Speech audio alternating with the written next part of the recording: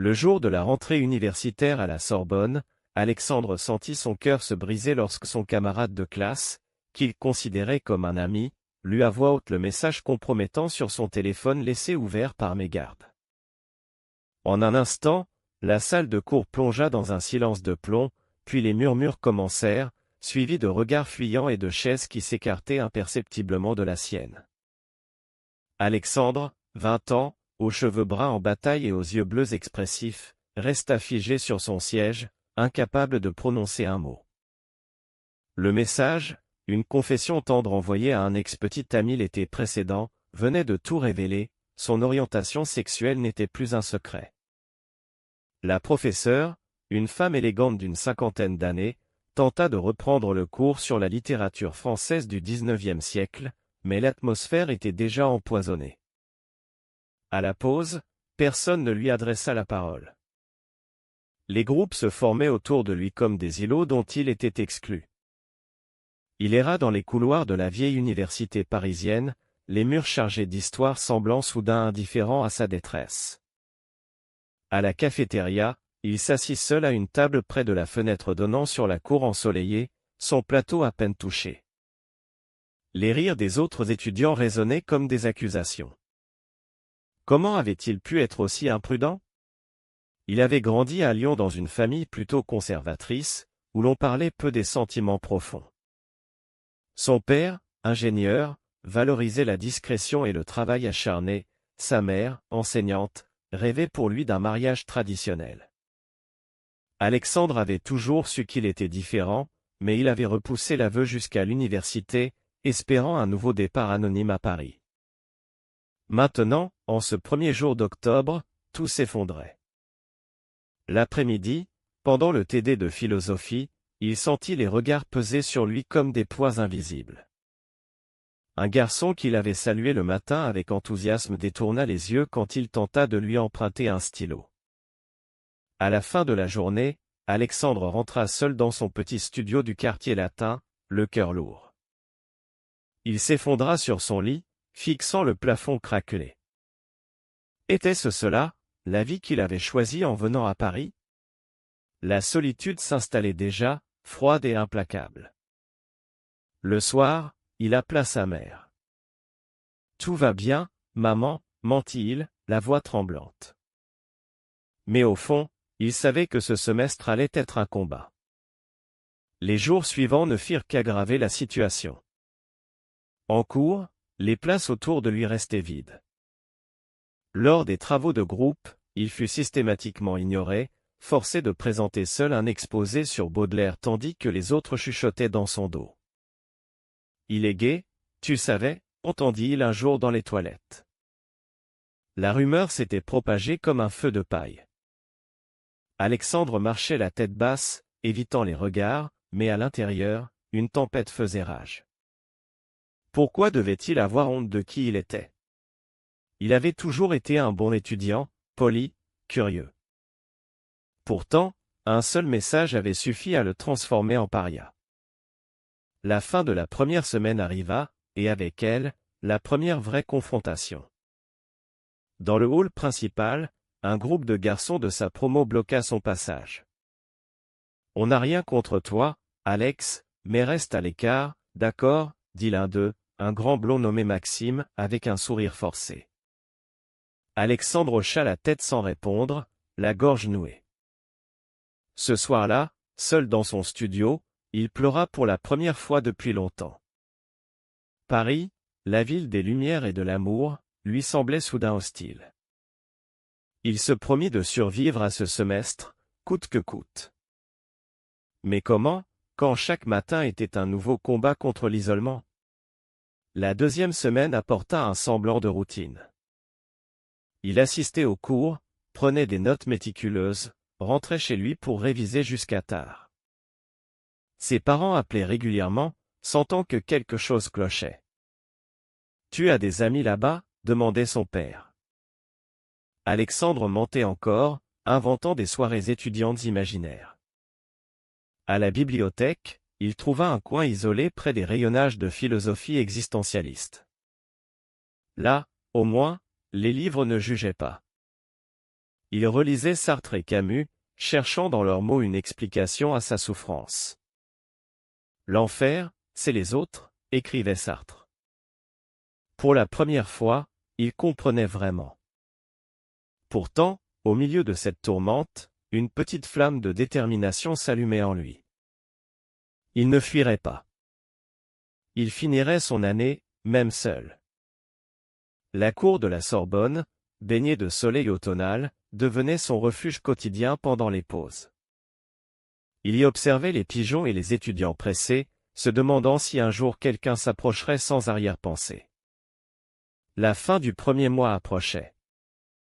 L'isolement pesait de plus en plus lourd sur ses épaules. Un soir, en rentrant, il croisa son voisin de palier, un jeune homme discret nommé Lucas, aux cheveux châtains et au sourire timide. Ils échangèrent un bonjour poli, rien de plus. Mais ce simple échange fut le premier rayon de lumière depuis le début du semestre. Alexandre ne savait pas encore que ce garçon allait changer le cours des choses. Pour l'instant, il se contentait de survivre, jour après jour, dans un Paris qui lui tournait le dos. Les semaines suivantes transformèrent l'isolement d'Alexandre en une routine douloureuse qu'il apprenait à supporter tant bien que mal. Les cours se succédaient, mais les interactions humaines se réduisaient à zéro. Même les professeurs semblaient mal à l'aise, évitant de le nommer lors des débats collectifs. Un matin de novembre, pendant un atelier d'écriture créative, la professeure demanda à chacun de partager un texte personnel. Quand vint le tour d'Alexandre, un silence gêné s'installa. Il lut un poème sur la solitude urbaine, inspiré de ses nuits blanches. Personne n'applaudit. Au contraire, une fille au fond de la salle murmura assez fort pour qu'il entende, il parle sûrement de son problème. Alexandre serra les poings sous la table, mais ne répondit pas. Le soir même, il reçut un message anonyme sur l'application de l'université, « Rentre chez toi, on n'a pas besoin de ça ici ». Les larmes aux yeux, il effaça le message et tenta de se concentrer sur ses lectures. À Lyon, ses parents commençaient à s'inquiéter. Sa mère insista pour venir le voir un week-end. Quand elle arriva au studio, elle remarqua immédiatement les cernes et le regard éteint de son fils. « Qu'est-ce qui ne va pas, mon chéri ?» demanda-t-elle en préparant un repas comme au bon vieux temps. Alexandre hésita longtemps, puis lâcha tout, le message lu en classe, le boycott, la solitude. Sa mère pâlit, mais ne cria pas. « On t'aime, Alexandre, mais est-ce que tu es sûr? La vie est déjà assez dure comme ça. » Les mots firent mal, plus que les regards des camarades. Son père, au téléphone le lendemain, fut plus direct, « Concentre-toi sur tes études, le reste, on verra plus tard. » Ce rejet familial ajouta une couche de douleur à son fardeau. De retour à Paris, Alexandre erra dans les rues pluvieuses du Marais, quartier qu'il évitait autrefois de peur d'être reconnu. Il s'arrêta devant une petite librairie gay-friendly, mais n'osa pas entrer. La peur de confirmer les rumeurs le paralysait. Au milieu du mois, un événement marqua un tournant discret. Lors d'une soirée étudiante organisée par le bureau des élèves, Alexandre fut invité par erreur via une liste générale. Il y alla, espérant se fondre dans la foule. Mais dès son arrivée dans le bar bondé près de la Seine, les conversations s'éteignirent autour de lui. Maxime, le leader du groupe qu'il avait boycotté, s'approcha avec un sourire moqueur. « Tu t'es perdu, Alex ?» Alexandre partit sans un mot, le cœur en miettes. Cette nuit-là, seul sur le pont des Arts, il contempla les lumières de Notre-Dame et se demanda s'il valait la peine de continuer. Pourtant, quelque chose en lui refusait de céder. Il se remit à étudier avec plus d'acharnement, obtenant les meilleures notes de la promo malgré tout. Ses professeurs commencèrent à le remarquer positivement en privé. « Vous avez du talent, Alexandre », lui dit un jour le professeur de littérature. Ce compliment fut comme une bouée de sauvetage. Peu à peu, il se lia avec Lucas, le voisin de palier. Ils se croisaient souvent dans l'escalier et finirent par partager un café un soir pluvieux. Lucas, étudiant en histoire, était doux et attentif. Il ne posait pas de questions indiscrètes, se contentant d'écouter Alexandre parler de ses lectures. Pour la première fois depuis septembre, Alexandre rit sincèrement. Mais la rumeur atteignit bientôt Lucas. Un matin, en cours, un camarade le mit en garde, « Fais attention à ton voisin, il est tu sais. » Lucas haussa les épaules, mais Alexandre, qui avait tout entendu par hasard, sentit la panique monter. Allait-il perdre ce fragile lien? La fin du mois de novembre apporta les premiers froids. Alexandre tomba malade, une grippe qui le cloua au lit 3 jours. Personne de la promo ne prit de nouvelles. Seul Lucas frappa à sa porte avec une soupe et des médicaments. « Tu n'es pas obligé de rester seul, tu sais, » murmura-t-il en posant le plateau. Alexandre, fiévreux, sentit une chaleur nouvelle dans sa poitrine. Était-ce de l'amitié? Ou plus? Il chassa vite cette pensée. Le semestre avançait, et avec lui, les examens de mi-semestre. Alexandre les prépara dans la solitude, mais ses résultats excellents firent jaser. « Il compense comment, à ton avis ?» entendit-il dans les couloirs. La jalousie se mêlait désormais au mépris. Un soir, lors d'une réunion de groupe obligatoire, il fut exclu du projet collectif. « On va faire sans toi, ça ira plus vite », lui lança une fille nommée Claire. Alexandre rentra chez lui, furieux et blessé. Cette nuit, il écrivit dans son journal, « Ils ne me connaissent pas. Ils ont peur de ce qu'ils ne comprennent pas. » Cette prise de conscience fut libératrice. Il décida de ne plus se cacher, sans pour autant provoquer. Il commença à porter un petit pins discret arc-en-ciel sur son sac, pas pour défier, mais pour s'affirmer. Les regards redoublèrent, mais il tint bon. Lucas, de son côté, semblait de plus en plus présent. Ils dînaient ensemble 2 soirs par semaine, parlant littérature et rêves d'avenir. Alexandre se surprit à attendre ces moments avec impatience. Pourtant, une ombre planait, et si Lucas découvrait la vérité et fuyait comme les autres? La dernière semaine de novembre fut marquée par une fête de promo. Alexandre n'y alla pas, préférant rester chez lui avec un livre.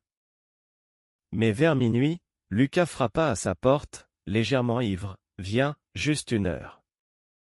Personne ne te mangera. » Alexandre accepta, le cœur battant. Dans la foule, il resta près de Lucas. Pour la première fois, personne ne le repoussa ouvertement. Était-ce le début d'un changement? Ou seulement l'alcool? Le semestre touchait à sa moitié. Alexandre avait survécu, mais la blessure était profonde. Il ignorait encore que les épreuves les plus dures l'attendaient. Décembre arriva avec ses lumières de Noël sur les boulevards parisiens. Alexandre marchait désormais la tête haute dans les couloirs de la Sorbonne, même si le vide autour de lui persistait. Les examens de mi-semestre étaient passés, et ses notes exceptionnelles avaient forcé certains professeurs à le défendre publiquement. « Ce garçon mérite le respect pour son travail », avait déclaré le doyen lors d'une réunion. Cela n'effaça pas les murmures, mais cela sema le doute chez quelques-uns. Un matin, pendant un cours sur Victor Hugo, Claire, la fille qu'il avait exclue du projet, s'assit par erreur à côté de lui. Elle rougit et changea de place, mais pas avant d'avoir croisé son regard. Alexandre y eut une hésitation nouvelle. Les vacances de Noël approchaient. Il décida de rentrer à Lyon malgré la peur. Le trajet en TGV fut un calvaire intérieur. Sa mère l'accueillit avec un sourire forcé, son père évita le sujet. Le repas de famille fut tendu. Sa tante, toujours curieuse, demanda « Tu as une petite amie là-bas ?» Alexandre répondit calmement « Non, et je n'en cherche pas. » Le silence qui suivit fut assourdissant. Le lendemain, son père le prit à part. « Écoute, fils, la vie est dure. Cache-toi un peu, pour ton bien. Alexandre sentit la colère monter pour la première fois. Je ne me cacherai plus, papa. Il rentra à Paris plus tôt que prévu, le cœur lourd mais déterminé. Lucas l'attendait à la gare avec un café chaud. Joyeux Noël en avance, dit-il simplement. Leur amitié grandissait doucement. Ils passèrent le réveillon ensemble dans le studio d'Alexandre, partageant une bouteille de vin et des confidences. Lucas parla de son enfance à Bordeaux, de son amour pour l'histoire oubliée. Alexandre osa enfin évoquer son orientation, sans entrer dans les détails. Lucas écouta sans jugement, ça ne change rien pour moi. Ce soir-là, Alexandre dormit mieux que depuis des mois. Janvier apporta le retour en cours et une nouvelle vague de tension. Un projet de groupe sur les romantiques fut annoncé. Cette fois, le professeur imposa les équipes. Alexandre se retrouva avec Maxime et deux autres. Le premier meeting fut glacial. On fait le minimum, déclara Maxime. Mais au fil des réunions dans la bibliothèque, des fissures apparurent. Maxime découvrit qu'Alexandre maîtrisait parfaitement le sujet. Malgré lui, il demanda des conseils. Un soir, après une session tardive, Maxime lâcha « Écoute, je ne comprends pas ton truc, mais tu n'es pas un mauvais gars. » Ce n'était pas une excuse, mais c'était un début. Lucas, de son côté, invitait de plus en plus Alexandre à des promenades le long de la Seine. Un dimanche froid, ils marchèrent jusqu'au Louvre. Lucas posa sa main sur l'épaule d'Alexandre un instant, un geste innocent qui fit battre le cœur du jeune homme plus fort. Était-ce de l'amitié ou autre chose? Alexandre n'osait pas espérer. Pourtant, une jalousie sourde naquit quand il vit Lucas discuter avec une fille de sa promo. Un malentendu surgit. Alexandre, blessé, évita Lucas pendant 3 jours. Quand ils se retrouvèrent enfin, Lucas expliqua, c'était juste une amie. Pourquoi tu t'es enfui? Alexandre bredouilla une excuse, mais la tension sexuelle sous-jacente devenait palpable. Le mois avançait. Un événement tragique secoua la promo, le père de Claire fut hospitalisé. Dans un élan de solidarité, Alexandre proposa son aide pour rattraper les cours manqués. Claire accepta, hésitante. Leurs sessions de travail furent maladroites au début, puis sincères. « Je suis désolé pour le début d'année », murmura-t-elle un jour. Alexandre haussa les épaules, on avance. Ce pardon timide fut comme une brèche dans le mur. La fin janvier marqua le premier vrai tournant. Lors d'une soirée débat organisée par l'association littéraire, Alexandre présenta un exposé brillant sur l'amour dans Les Misérables. La salle applaudit. Pour la première fois, des regards admiratifs remplacèrent le mépris. Lucas était au premier rang, fier. Après la conférence, ils marchèrent ensemble sous la neige légère.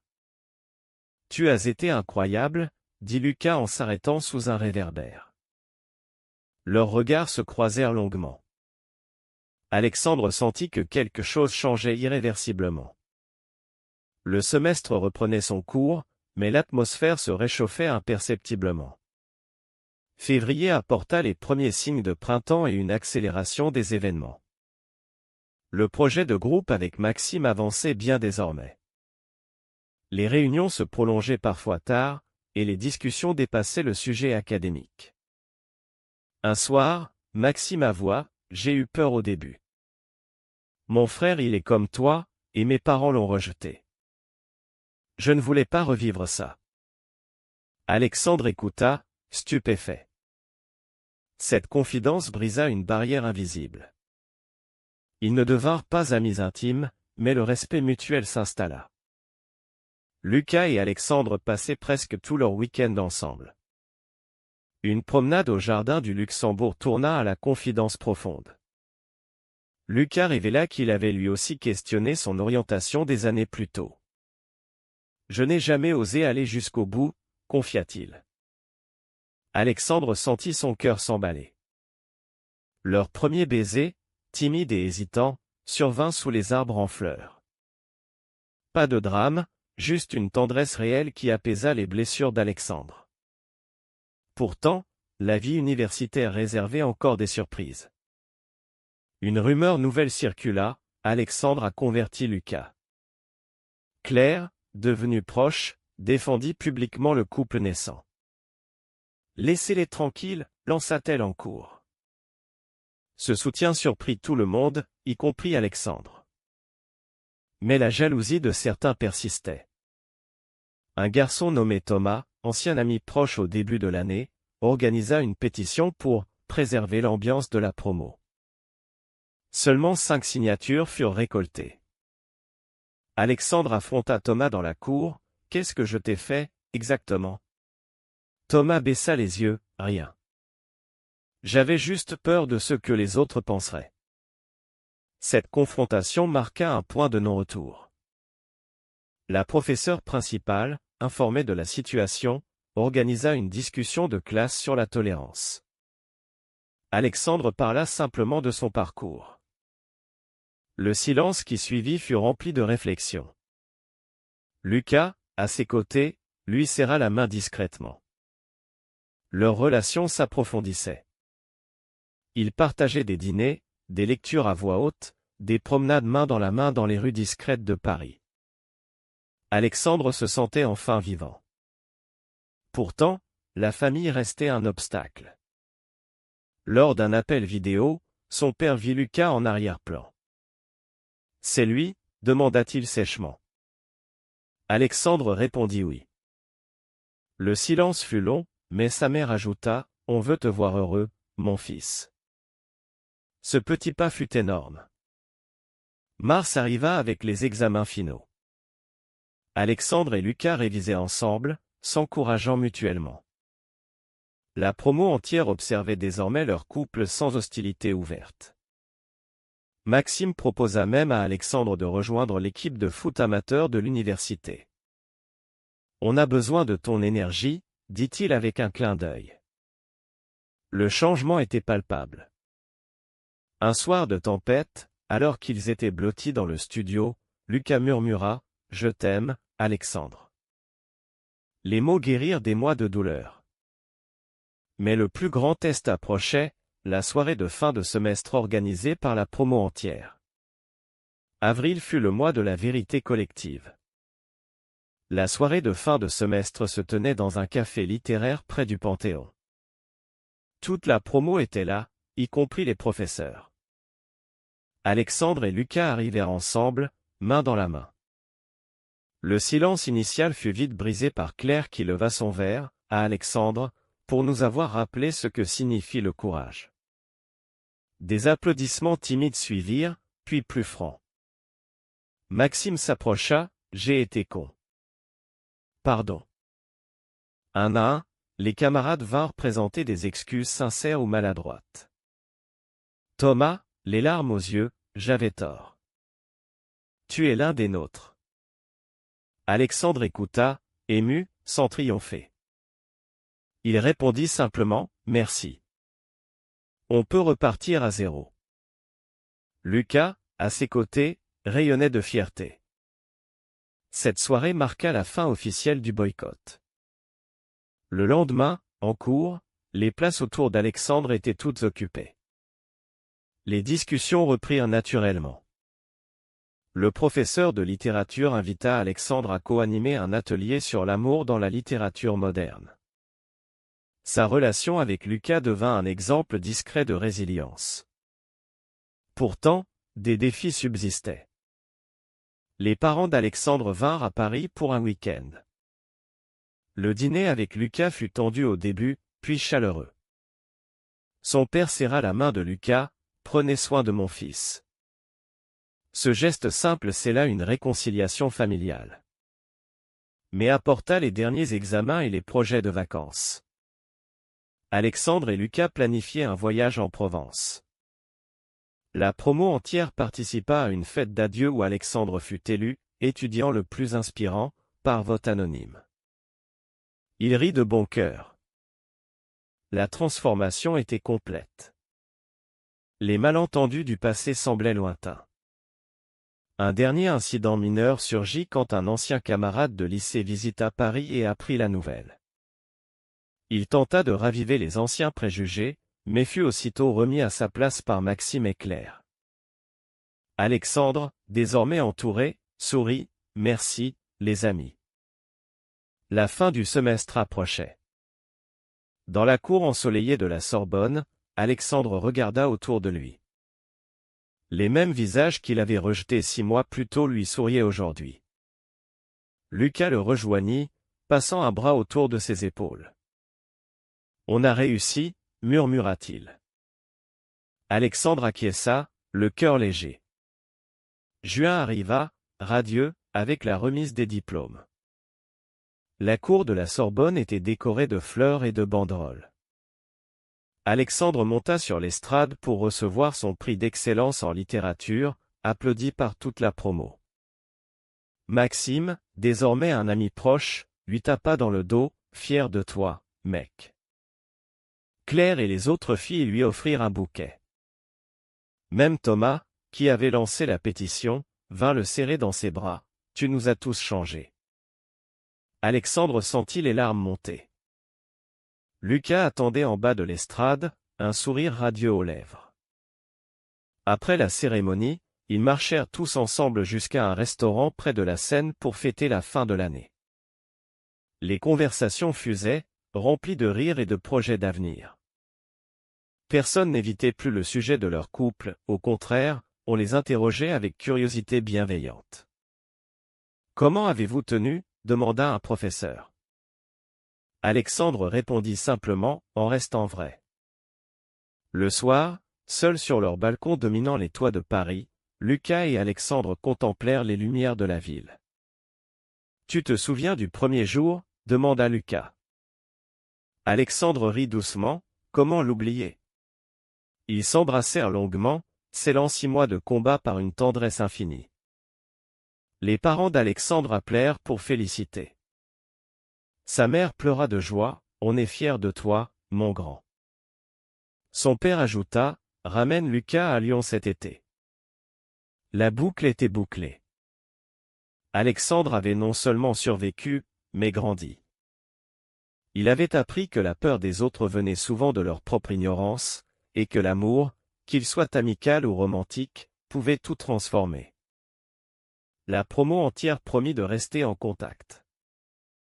Maxime organisa même un groupe WhatsApp, Promo Sorbonne 2025, où les blagues et les soutiens fusaient quotidiennement. Alexandre savait désormais que son identité n'était plus un fardeau, mais une force. Avec Lucas à ses côtés, il regardait l'avenir avec sérénité. Paris, la ville qu'il avait d'abord rejetée, devenait enfin son foyer. Les derniers jours du mois furent consacrés aux bagages et aux adieux. Avant de partir en vacances, Alexandre revint une dernière fois dans la cour de la Sorbonne, seul. Il toucha le banc où il s'était assis tant de fois, isolé. Aujourd'hui, il y posa une fleur en remerciement silencieux. Lucas le rejoignit. Main dans la main, ils quittèrent l'université, prêts pour de nouveaux chapitres. Les préjugés peuvent-ils vraiment s'effacer en un semestre grâce à l'empathie? Vrai ou faux?